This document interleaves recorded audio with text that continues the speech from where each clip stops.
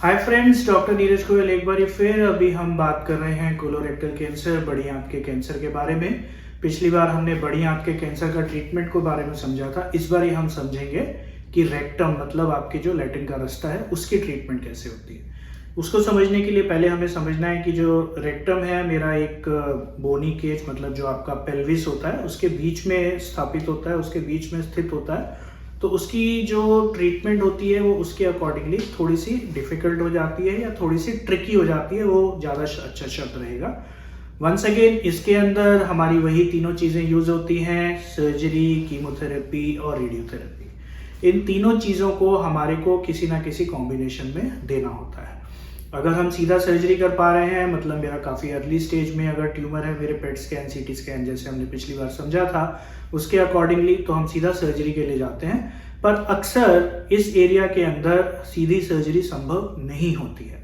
तो उन केसेस के अंदर हमारे को कीमोथेरेपी और रेडियोथेरेपी पहले देकर हमारे को लैटिन के जो रास्ते का जो कैंसर है उसको छोटा करना होता है ताकि सर्जरी आसानी से हो पाए। जो ये रेडियोथेरेपी और कीमोथेरेपी है ये दो प्रकार से दी जाती है, जिसको हम लॉन्ग कोर्स रेडियोथेरेपी या शॉर्ट कोर्स रेडियोथेरेपी बोलते हैं। इसको भी थोड़ा समझना पड़ेगा क्योंकि ये चीज़ अगर कोई मरीज है तो उसने सुनी होगी या आपकी जानकारी में कोई है तो वो भी आपको बता सकते हैं।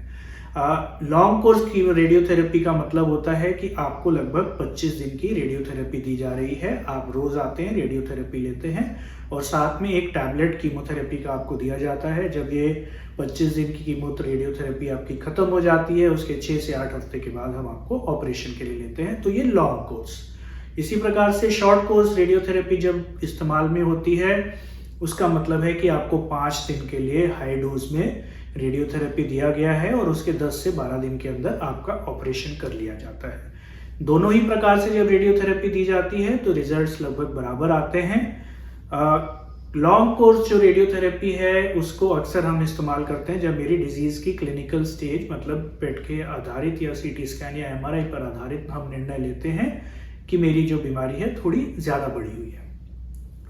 ऑपरेशन जो होता है वो चीरा विधि, लैप्रोस्कोपिक मतलब दूरबीन से या कॉमन भाषा में लेजर से, या तीसरी जो अभी विधि है रोबोटिक, इन तीनों विधियों के द्वारा किया जाता है डिपेंडिंग अपॉन कि पेशेंट की कंडीशन क्या है, सर्जन क्या इस्तेमाल कर रहा है।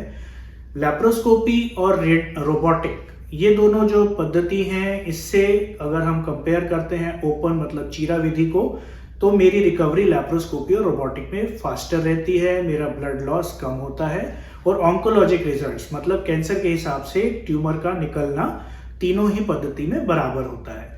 अगर मैं देखूं लैप्रोस्कोपी और रोबोटिक विधि तो रेक्टम के कैंसर में जो आपकी रोबोटिक विधि है वो थोड़ा स्कोर करती है, मार्क्स गेन करती है, क्योंकि सर्जन की जो डेक्सटेरिटी है, सर्जन का जो पहुंच है, आपके जो बोनी केज है, जो पेल्विस है, जो रेक्टम का कैंसर है उसके निचले भाग तक अच्छी हो जाती है।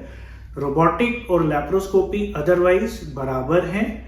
रोबोटिक पद्धति थोड़ा सा एक स्कोर कर जाती है। हम लोग प्रेफर करते हैं रेक्टम के अंदर रोबोटिक रेक्टल रिसेक्शन या रोबोटिक इंटीरियर रिसेक्शन या जो भी हम सर्जरी को नाम देते हैं।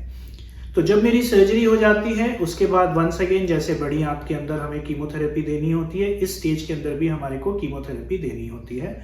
कीमोथेरेपी कौन सी जाएगी, किस प्रकार से जाएगी, वो आपकी रिपोर्ट पर आधारित निर्णय लिया जाता है जो ट्यूमर को निकालने के बाद आती है, जिसको हम हिस्टोपैथोलॉजी रिपोर्ट बोलते हैं। टारगेटेड थेरेपी और इम्यूनोथेरेपी का भी आजकल इसके अंदर रोल है और ये जो टारगेटेड इम्यूनोथेरेपी है वंस अगेन आपकी रिपोर्ट पर आधारित होती है, आपकी रिपोर्ट पर निर्भर करती है।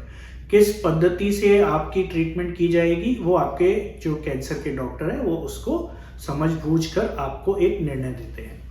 तो कुल मिलाकर हमें समझना है कि रेक्टम कैंसर का भी प्रमुख ट्रीटमेंट सर्जरी है। सर्जरी से पहले हमें रेडियोथेरेपी और कीमोथेरेपी लेनी होती है, उसके बाद सर्जरी की जाती है, देन फिर जो हमारी रिपोर्ट आती है उस पर आधारित कीमोथेरेपी दी जाती है। Thank you.